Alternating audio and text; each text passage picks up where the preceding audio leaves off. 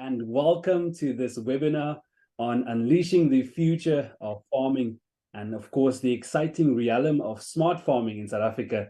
Of course, this webinar is hosted by Food for Mzansi and the South African breweries. My name is Duncan Masiwa, Assistant Editor for the agricultural publication Food for Mzansi. Now, we all know that agriculture is the backbone of many economies around the world, providing food, employment, and economic stability to billions of people. Now, in recent years, the agricultural sector has been undergoing a digital transformation. And of course, this has been driven by technological advancements, as well as the need to address global challenges such as food security, climate change, and sustainability.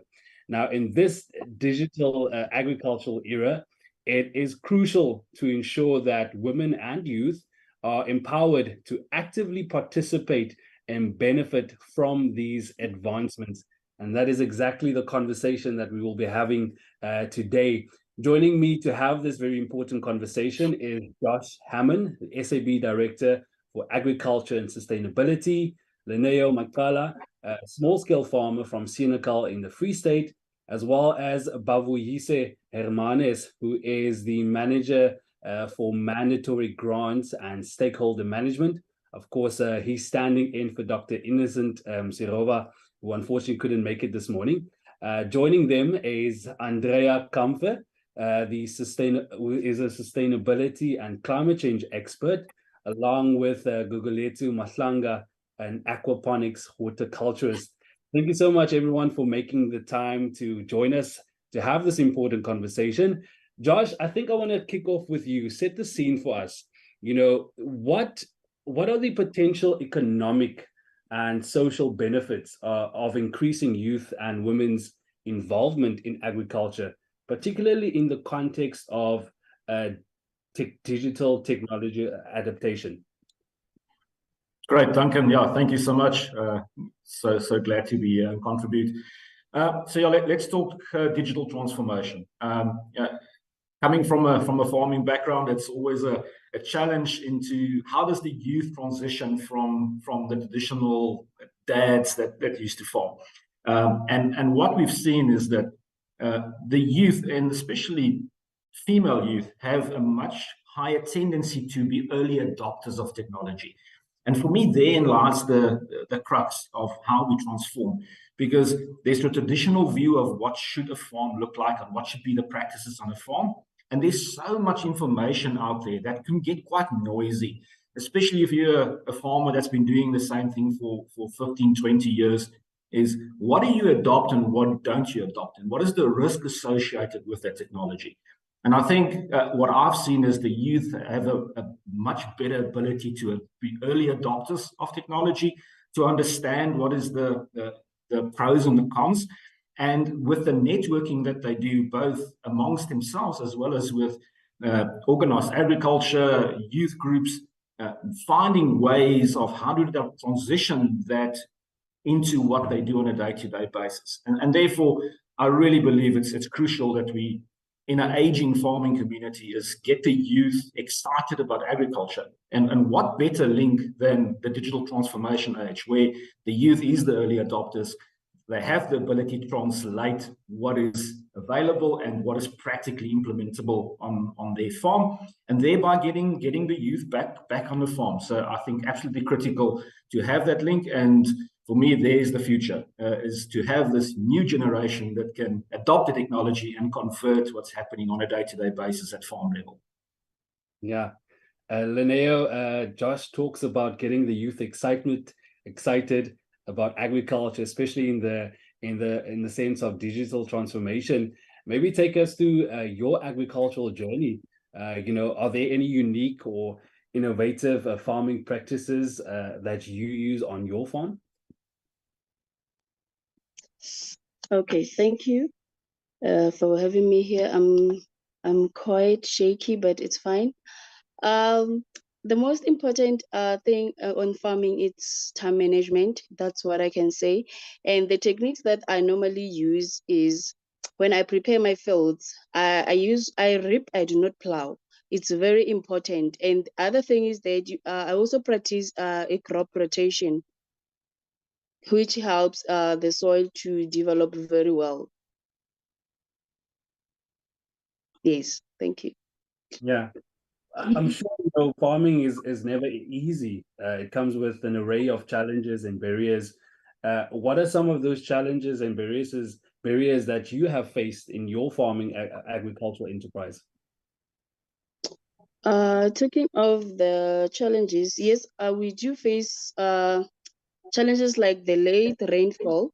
So we found ourselves having our crops on the land, but they're not being able to get on the land. Maybe like what do you call, putting chemicals on them. So at least now we find ways to maintain them by the use of drones, which is the latest means of spreading the what do you call, the chemicals. So yeah, and also the lack of lime. Our lands lack lime. So I think it is very important for fields to have lime so that the pH should be leveled up. Yes. Yeah. And sorry, you wanted to add something there. now I wanted to say the other thing is of these dry seasons. I think I'll advise each and every farmer to at least use this means of reaping in case of the dry seasons, because at least the earlier you reap, at least you'll be able to preserve the moisture. So yeah. Yeah, definitely. And I know another farmer that has had her fair share of challenges is that Gugulethu Mahlangu. Gugu, you haven't had an easy experience when it comes to agricultural sector. Maybe just quickly give us a background on your farming business and how you started, and maybe in that same sentence also take us through some of the challenges that you encountered. Thank you so much, Duncan. So excited to be here to discuss this very important topic. So my name is Gugulethu Mahlangu. I am a farmer. I've been a farmer since 2017. I started off as a YouTube scholar, and I had no farming background, so I'm a first generational farmer. And I was doing crop. I was doing vegetables, ground farming, leasing out in Johannesburg, all the way to Machadodorp. So I've been everywhere, just getting wherever I got land is where I leased. And that also aided into my experience in the sector to really better understand what to do and what not to do, until I got an opportunity to learn on aquaponics. And I took it, and it's been 2 years ever since. So now I have resumed my business, but I have changed the model structure completely. I'm doing smart farming back here in my hometown. I've started my startup where we are going to be producing for the local restaurants. And in terms of challenges, especially in the smart agricultural side, I can just aid on the macro challenges that I feel are unique to every farmer, whether you're in climate smart agriculture farmer or you are a conventional farmer. When it comes to the high energy uses, farmers are complaining about electricity bills. Farmers are complaining about lack of water. They need to build dams on their lands. Farmers are complaining about training and education. And they're also, complaining about the fact that there is no lack of support, especially in implementing sustainable practices. So I see them on a macro level, and on my side and my experience, aquaponically speaking, our challenge has always been ensuring that we build a model that actually sells and works. Because when you speak about sustainable methods, a lot of times people will challenge that and ask you, okay, so what do you mean by sustainability? And our farm has recently, our farm has recently won the National Climate Launchpad competition, and a challenge that I encountered there is to measure my climate impact. So I had to kind of, practice what I preach and prove that, which I had no experience in. I don't know what that necessarily means to be a farmer that is farming sustainably and can show your climate impact and can calculate it. So I think, yeah, Duncan, the long and short of it is that there are all these buzzwords going around, but we are not trained in actually being able to say that, okay, I'm a sustainable farm and this is how I can show you, and this is how I can prove it and measure it.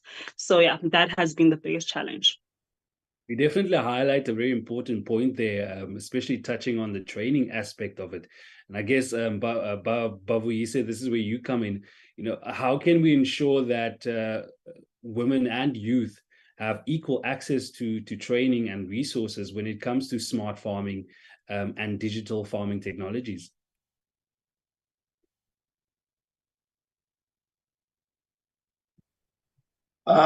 Good morning, and thank you, Duncan, for this wonderful opportunity for AgriSETA to participate in your webinar. Firstly, I would like to extend once again my apology for the CEO. He was definitely looking forward to participate on this webinar. This is one of the areas that has found a very keen interest in his heart, where he talks about youth, particularly those who are from rural areas, to ensure that they have got an equitable access to training opportunities and resources. Obviously, coming to your question now, it is important for us to make sure that as the SETA, we position ourselves to make sure that, one, we bridge the digital divide in the agricultural space, because it's very prominent for you to hear when people are talking about agri-tech skills or agripreneurs that are actually using the new form of set of skills, associating it mainly with your urban environment, of which agriculture still remain very much rural. And I'm sure you would have picked up yesterday, particularly when the president of the country addressed the UN, he indicated a very critical thing there. He said there are currently 20 hotspots for climate change in the world. 17 of those hotspots are found in Africa. And South Africa is not exempt from such hotspots. So it's important for us to make sure that we introduce training, particular focus being given to women and youth. You'll remember when the Land Act was enacted, it previously excluded land ownership being given to women. Therefore, they are still far behind in terms of their participation in the agricultural space. Our research also, it shows us that in terms of the workforce, there is a big split in terms of men and women participation in agriculture. 42% is currently sitting with women. And when you go further down to say, in terms of the age groupings, there is still a very huge split even there. You know that the average age of a farmer is above 55 years old. So we are definitely doing a lot now to use social platforms as well as media platforms. Like we've developed a Connect Me app to make sure that we reach out to the youth in terms of our offerings. And not only that, in the last financial year, we have actually been very straightforward. We've developed targets that are particularly focusing on women, youth, and people living with disabilities, so that we can allocate resources that is focused to them. Thank you so much, Duncan. Yeah, and I'm sure, you know, our listeners or those that are watching would definitely find benefit in some of those programs that are available. And like to touch just pick your mind on some of those programs a bit later that, you know, will help farmers develop digital literacy and technical skills, of course. Andrea, you know, we're talking unleashing the future of farming in a digital agricultural era.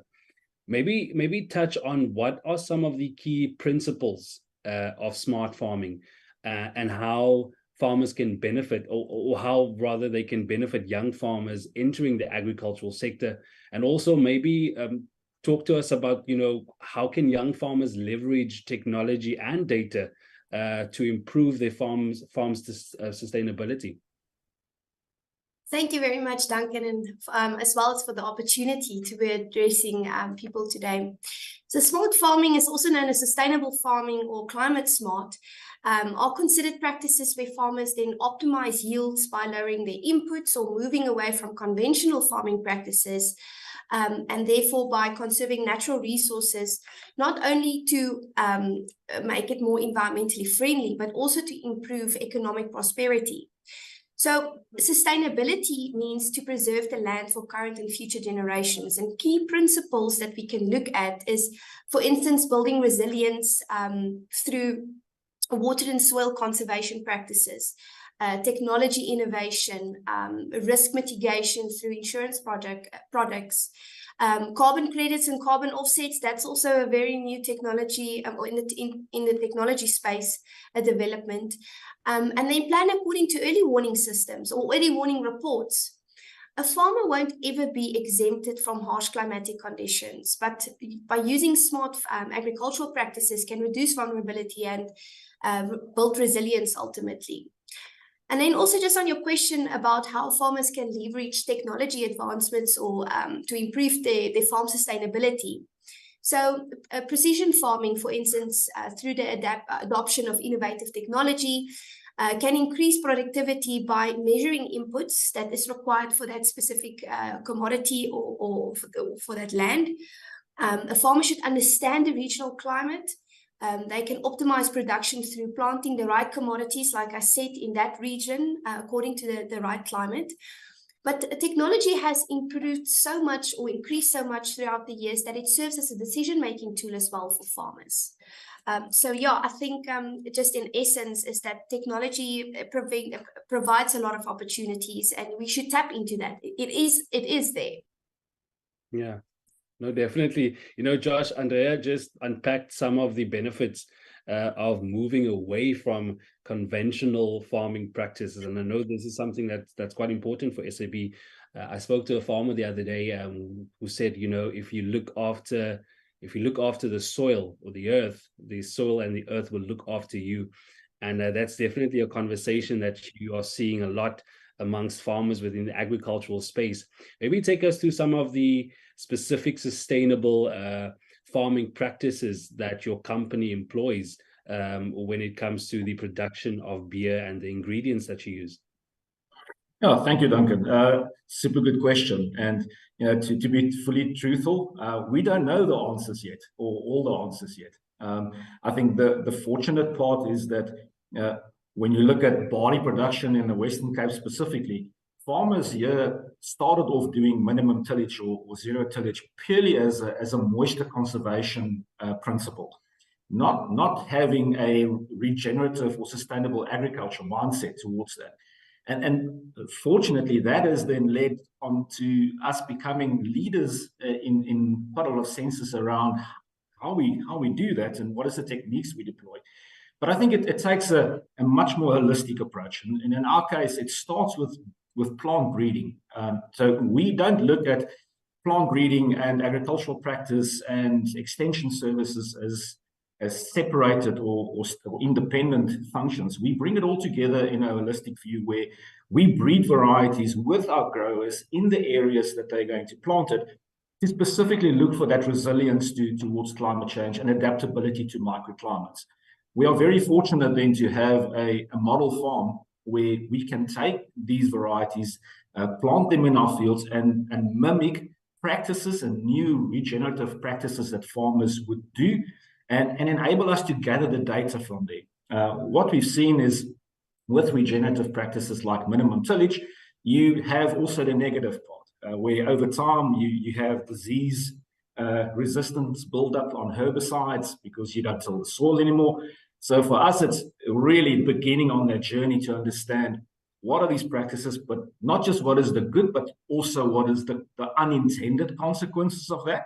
And how do we find that balance? And we are really fortunate to be able to have plant breeding and agronomy research and development on our own property. And then how do we translate that into workable solutions for our farmers. And that we do through our extension team on the ground. So we breed specific varieties, we trial that on our sites, both on our site and with some lead farmers.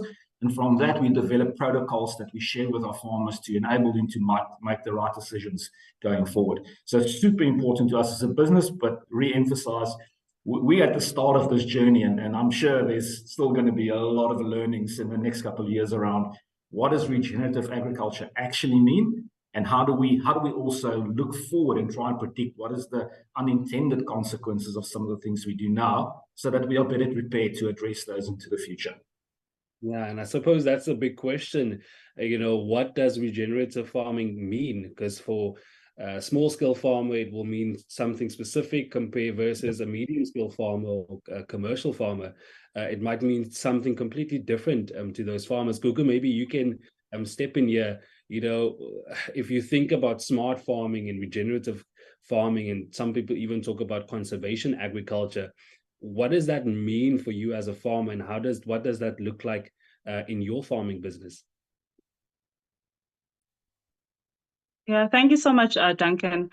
So, when we speak about CSA, climate smart agriculture, regenerative agriculture, permaculture, like I mentioned before, right, it's all these new buzzwords, but when you analyze it, you get to see that it's usually practices that have been practiced by small-scale farmers, subsistence farmers, indigenous people. So it's just packaged differently, but essentially at the heart of it is it means that you are taking care of your environment, you are taking care of the soil. You're not just mining the soil for its benefits, you're also putting back just as much as you take out. So in my case, I'm a climate smart initiative person, and that's why I have entered into the world of smart agriculture, particularly aquaponics. So we don't grow in the soil, we grow in water.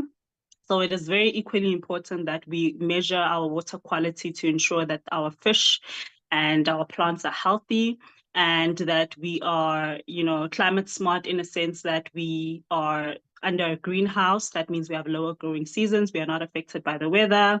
We are also not emitting any pollutants, and we are saving water because we are recycling the system. So no water gets lost. We're using less land space. Aquaponics is such a wonderful model because you can plug and play it at anywhere in the world, in your balcony, in your flats. So it's very important that we get familiarized with these terms, these buzzwords, smart farming, regenerative agriculture, organic farming, and really take into consideration that at the heart of it is that we need to be responsible stewards towards the environment. We need to ensure that as farmers, we are giving back. And I think Andrea is the one who mentioned that sustainability means that you are leaving the land in a healthier condition for the next generation. Josh, Gugu talks about, what smart farming looks like in her aquaponics business. But what would you say, what are some of the essential skills required to implement smart farming practices? Access to information and the ability to make sense of all this noise. And that's where I believe a team, your agronomy team, extension officers, organized agriculture, walks and talks with farmers and farm organizations, those are really critical, because you can get lost so quickly in all this information that's out there. And then to try and find what is the right thing to do and the workable thing to do. So for me, it's really critical is any farmer, join that organized agriculture organizations, go and learn, go and attend information days, see what's happening on the ground, and then try and bring it back to your advisor on the farm, be it your chemical rep or your fertilizer representative or your extension officer that looks after your crop. Just bring that all together and form what works on your farm.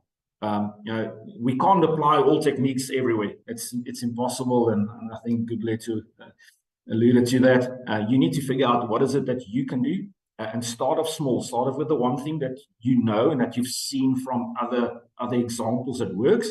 Employ that, and then make those small incremental steps. Lineo, what does sustainable farming look like on your farm? And have you encountered any challenges in implementing that? And maybe take us through how you address those challenges. Okay, thanks once again for the opportunity, Duncan. Actually, they've said a lot, but then the other points on being sustainable is, you see now the diesel prices are exhaling. So me as a small scale farmer, I would advise my colleagues to at least maybe move from conventional to minimum, because the diesel prices are exhaling and we are still growing. And then the other point is this one, I'll emphasize again that I would advise farmers to rape instead of plowing, because it really helps with the preserving of the moisture. And then I would advise that they should do that the earlier. Yes, definitely. But you say, Josh earlier talked about the importance of access to information and the importance of farmers attending farmers' days, information sessions, to better understand what smart farming looks like and what it looks like in the context of South Africa. Do you believe that agricultural education in South Africa is up to date with the latest advancements in science and technology? And is there a need for use of to better ensure that we are actually up to date with what is out there?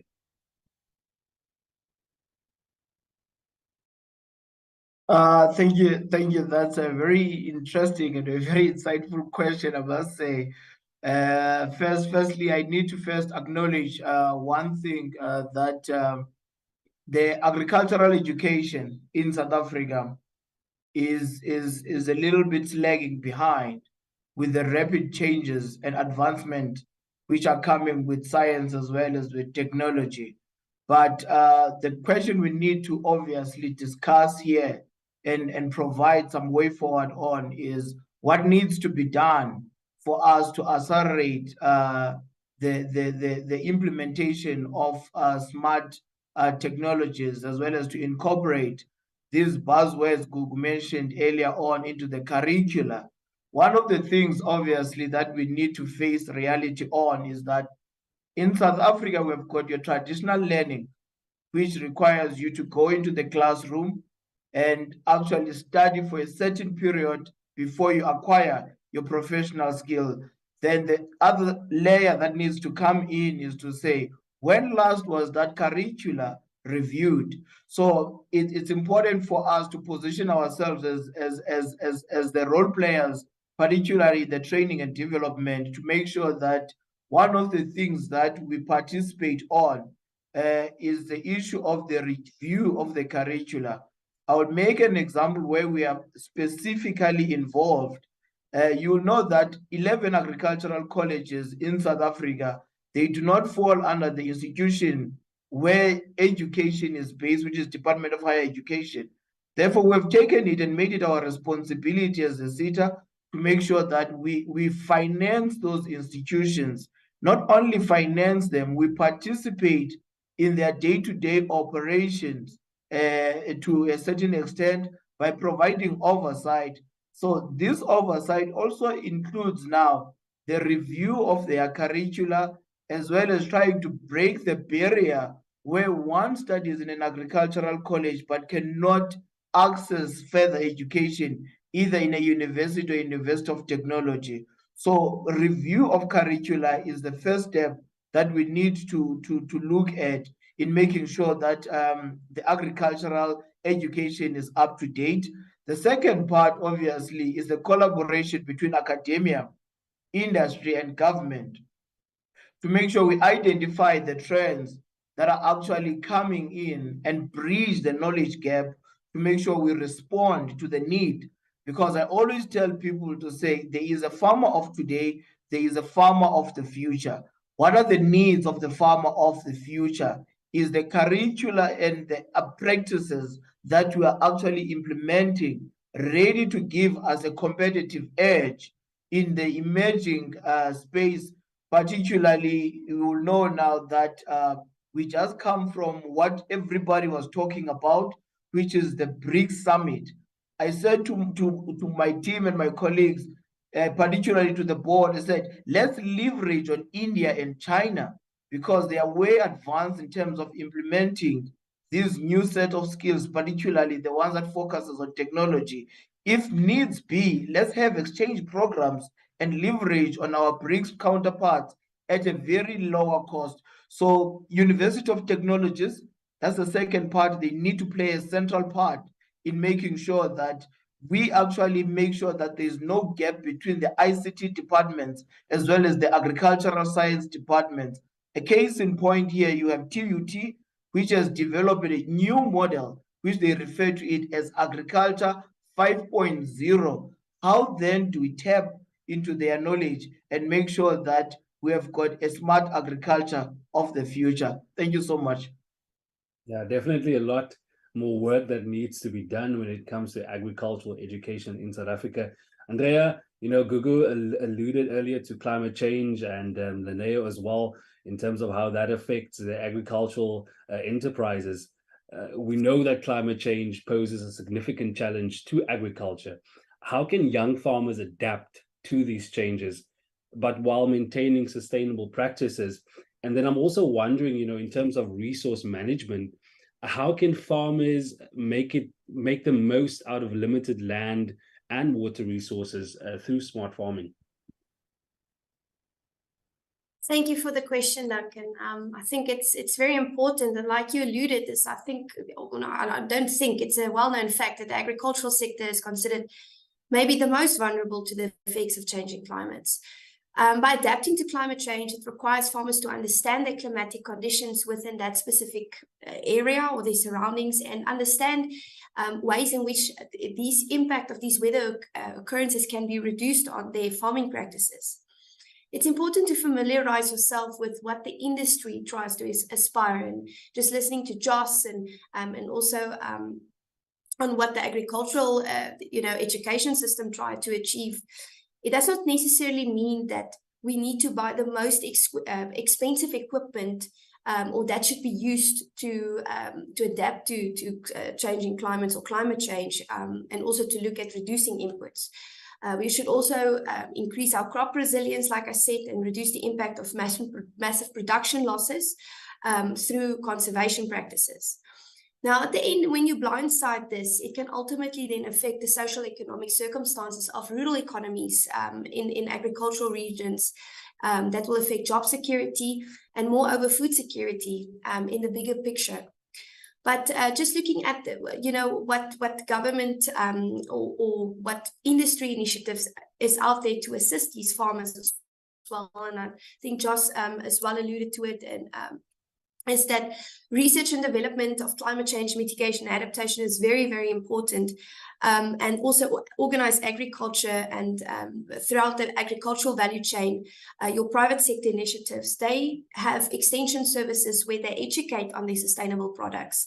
And it's important for young farmers to tap into that resources. It is available, and it's something that farmers should look into, especially younger farmers. It presents a lot of more financial opportunities, but also environmental benefits at the end of the day.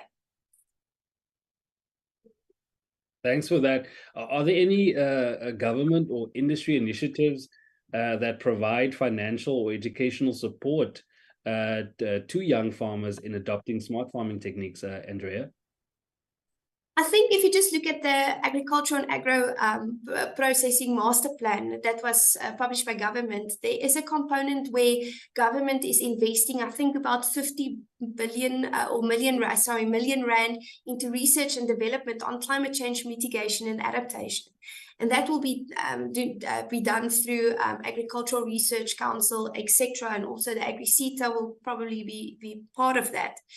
So there is government initiatives moving towards, reducing the impacts of climate change and making farmers more resilient, but also the education system behind everything. I think that's very important. Even though that we're looking at farmers on grassroots level, we should also think about the agricultural value chain and how the value chain can be more sustainable at the end of the day. And if we don't have research and development, we will not know what new technology is out there and how farmers or the value chain can then use that sustainably. Josh, how do you see the beer industry evolving in the next decade, and what trends do you believe or do you anticipate will shape the future of the beer industry? Duncan, we say beer is natural, inclusive, and local. That's what we always talk about. So we make use of 100% natural ingredients, barley, hops, maize. That's what goes into our beer. So we are intrinsically linked into the agricultural sector. We cannot step away from it. And as we all know, as world populations grow, climate change is becoming more relevant every day. Now, the resilience of agricultural systems to enhance the production of agricultural products become even more important. So, we always believe we're not there to compete with farmers or food security. We're there to complement. And I think and it comes back to something that Lineo mentioned, that Gugulethu mentioned, is how do we skill the next generation to enable transition of skills?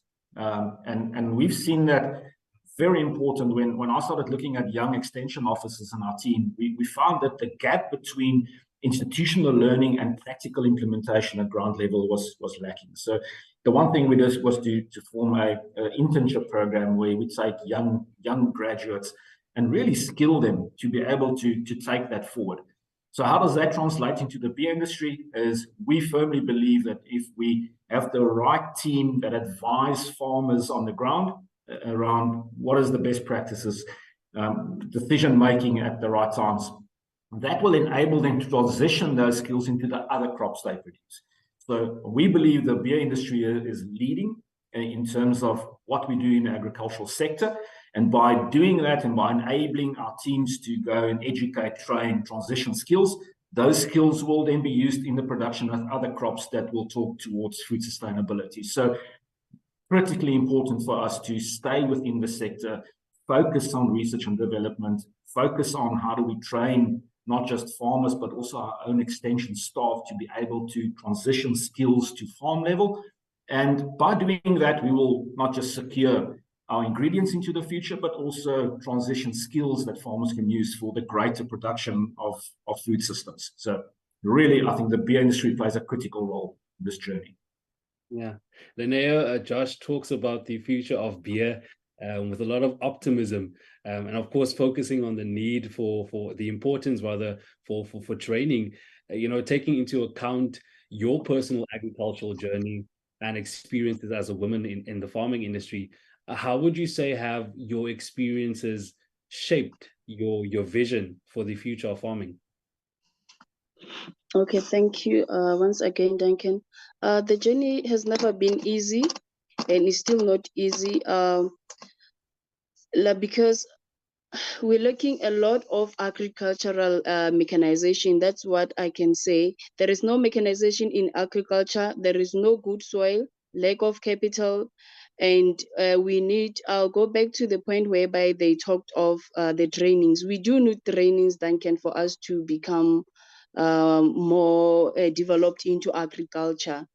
So it is really important that we have such. So for my vision, I just hope the government looks into it and really do us better, because we really want to be one day called commercials. And yeah. Yeah, it's definitely important. Above Babuise, I'm hearing this constantly throughout the conversation, the need for training, the need for women and youth to have access to information that will help them level up in terms of smart farming and digital technology. If you had a crystal ball, what does the future of agricultural training and education look like in South Africa?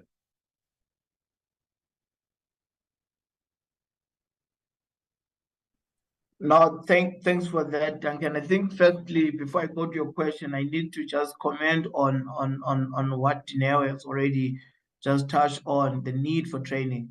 Look, there is a dire need for training across the agricultural sector. And obviously, it's important for us to also encourage people to actually approach our offices and request some funding. We have a window currently that is closing on Friday.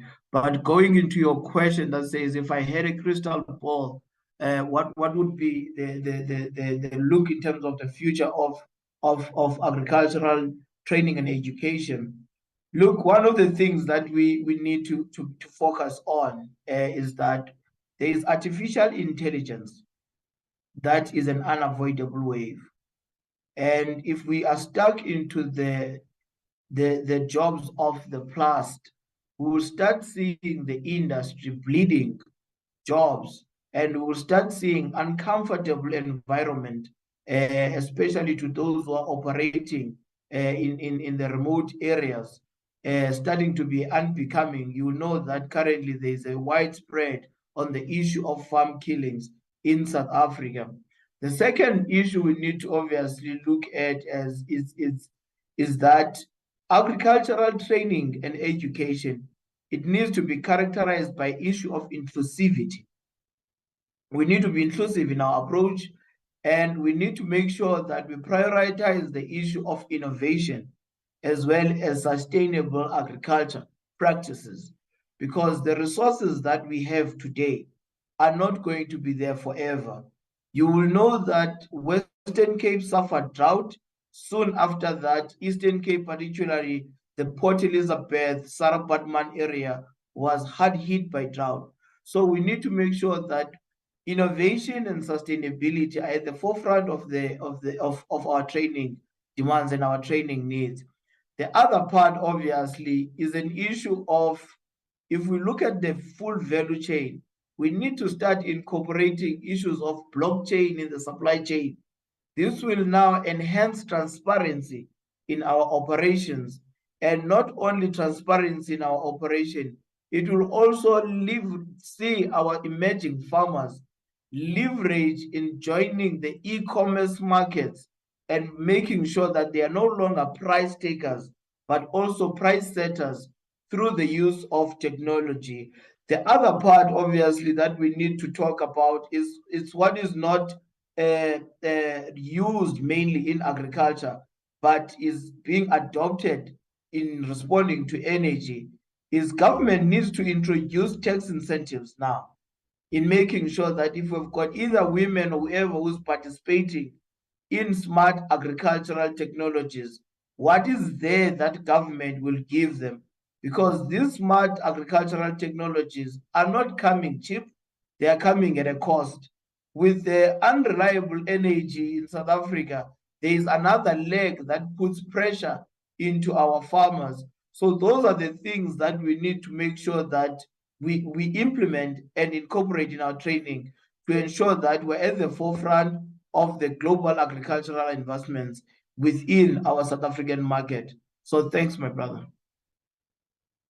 And what I've definitely seen in the agricultural sector is that, you know, to actually see change requires collaboration between the various stakeholders, government, and it's important for these players to actually come together and find solutions for these issues that you talk about, Bavuyisi. Gugulethu, what advice or inspiration do you have for other women or even youth who aspire to enter and excel in a digital agricultural era?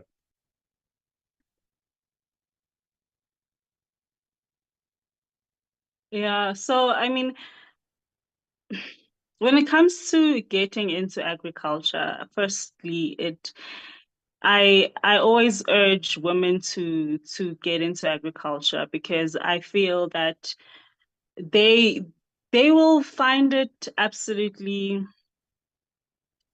in fulfilling. Yeah, fulfilling is the word. the word that I'm looking for, because agriculture really gives you so much back. You know, a lot of times there are challenges, there are barriers. We can go on and on about those, but essentially, you know, women in the sector can really contribute to communities, because, you know, empowering women means you empower a household. So I would encourage and urge women to join the sector, because the pie is just big enough, and it keeps getting more complex and, you know, technologically advanced. So there's just so many opportunities. It's quite endless. And, you know, the barriers to entry are almost non-existent. So I would really encourage women specifically to get into the sector. Don't be alarmed, or don't be scared about, you know, the technicalities of smart agriculture, for instance. It really just is data. You know, once you understand how to collect data, analyze it, and, you know, contribute and see that, oh, okay, well, how better can I be more faster here, or slicker here, or more efficient there? That's what separates you from a good grower, for instance. So the technicalities are there, but if you are, you know, positive and you want to learn, you will find it absolutely fun. Because I for one always say that, you know, as smart farmers, you can basically go on holiday and look at your farm on your phone, you know, just to sell people so that they can join us. But essentially, you know, it's just the excitement of technology and what it can really bring about in your operation. You know, the ease, the comfort, the accuracy, the certainty for you to make better decisions in real time. So I definitely would advise women to join the sector. It's quite inspiring and encouraging for me to hear you say that, you know, the barriers are almost non-existent. You just need to navigate the space and understand your segment, and to find those opportunities within those spaces. Josh, you know, you've talked about the beer industry, how it has evolved, and where you see it going in the next decade. What role do you see technology playing in the beer industry's future, especially in terms of enhancing consumer experiences and engagement? Oh, absolutely. You know, it's all about linking what we do in agriculture to our consumer. I think there's a lot of times there's quite a disconnect between a consumer and what's happening at farm level. And really the challenge for us is to how do we create more awareness of what we do in the agricultural sector, how does it translate into this amazing product that you consume. And therein lies the challenge, because people, you know, I think the media has done quite a good job in the last couple of years to try and bring forward through various programs and media and TV programs around focus on farmers and what they do. But I still think the understanding of how the consumer can influence what happens is not there yet. If a consumer understands by supporting a brand and understanding what they do, and how does that translate into the development of local farmers, therein lies the challenge. So where's the link? You know, people don't understand. You know, we all talk about things like self-driving cars. Everybody's talking about that as something in the future. We have auto-steer tractors that's been running around for 10 years.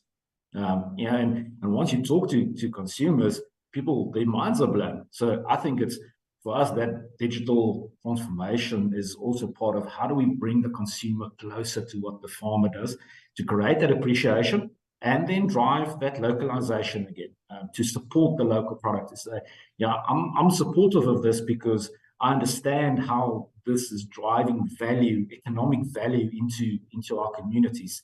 And by supporting that brand, I'm being part of that. And so for me, that's the challenge, is how do we connect our farmers and our consumers for that full understanding of how the value chains actually improve our communities. After this conversation, I'm definitely encouraged in terms of, you know, where we're going as an agricultural sector. But I do hope that, you know, when we have this conversation again, that we have a different focus, you know, that we focus on the successes that we've seen when it comes to smart farming for farmers like Lineo and farmers like Gugulethu. And also, you know, the importance of those training and access to information. I hope that, you know, we'll be able to talk about some of the successes that we've seen there. Thank you so much for all our panelists for joining us. Josh, Lineo, Babuyise, Andrea, Gugulethu, thank you so much for your time. There you have it, Mzansi. That was Unleashing the Future of Farming, where we looked at the importance of women and youth in a digital agricultural era. And it's definitely important to ensure that women and youth are empowered to actively participate and benefit from these advancements that our panelists were talking about during this webinar. The webinar will be available on our social media platforms as well as SAB. You're more than welcome to look out for it on the social media, on LinkedIn as well as YouTube. We'll also be publishing an article tomorrow if you want a shortened version of the conversation that we had today. So make sure that you keep your eyes glued to Food for Mzansi for that article. That brings us to the end. Thank you so much for everyone. Appreciate your time and happy Wednesday.